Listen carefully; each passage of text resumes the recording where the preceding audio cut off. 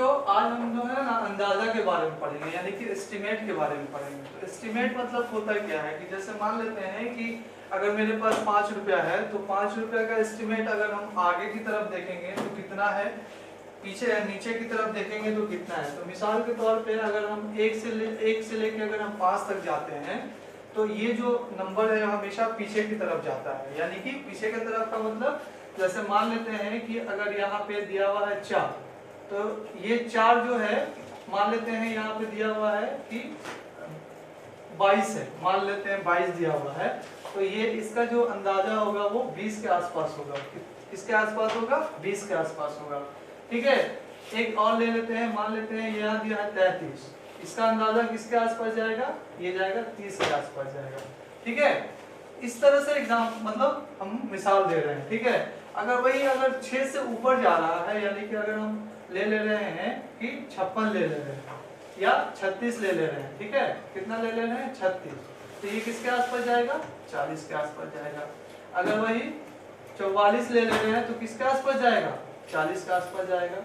अगर वही 56 ले रहे हैं तो किसके आसपास जाएगा? 60 के आसपास जाएगा।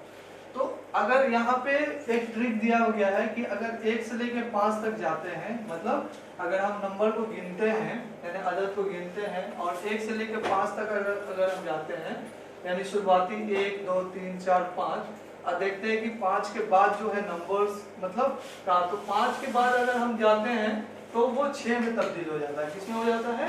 वो 6 में तब्दील हो जाता है 5 के तुरंत बाद।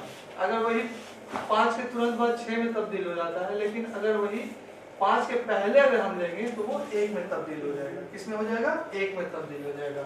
जैसे मिसाल के तौर पे यहाँ पे हम लोग देखते हैं कि यहाँ पे कितना है, यहाँ पे हम लोग देखने की कोशिश करेंगे कि ये कितना है, देख लेते हैं बच्चों। तो यहाँ पे कितना है? 4 है, तो हमने क्या बताया 5 के जस्ट इधर जाएगा तो वो 1 में शुमार हो गया, यानी कि ये कितना हो जाएगा? 10 हो जाएगा। अगर ये कितना है? 5 के बाद है ना 9 है, तो कितना हो जाएगा? 100 हो जाएगा।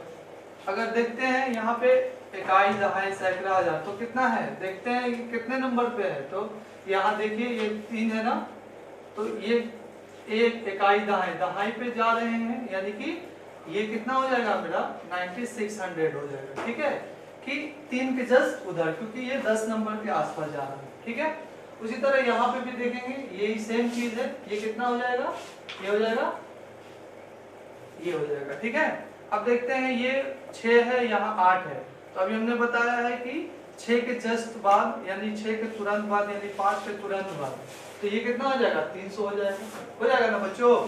अगर वही यहाँ पे 1 है 2 है 3 है, इकाई दहाई सैकड़ा, यहाँ पे 4 है, ठीक है ना, यानी 10 डिजिट है, मतलब दहाई पे है, तो ये कितना हो जाएगा? ये हमारा 149 हो जाएगा या 50 हो जाएगा? बच्चों बताओ क्या हो जाएगा? ये बताओ क्या हो जाएगा? ये किसके आसपास है? ये किसके आसपास है? ये 100 के आसपास है।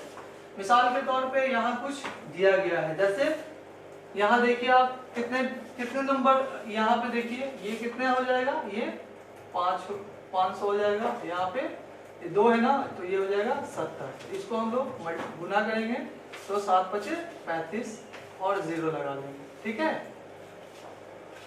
उसी तरह यहाँ पे हम देखेंगे कि कितने नंबर्स आए हैं। तो ये अगर हम देखते हैं तो कितने नंबर्स हैं बच्चों, ये बताओ। यहाँ पे हम देखेंगे,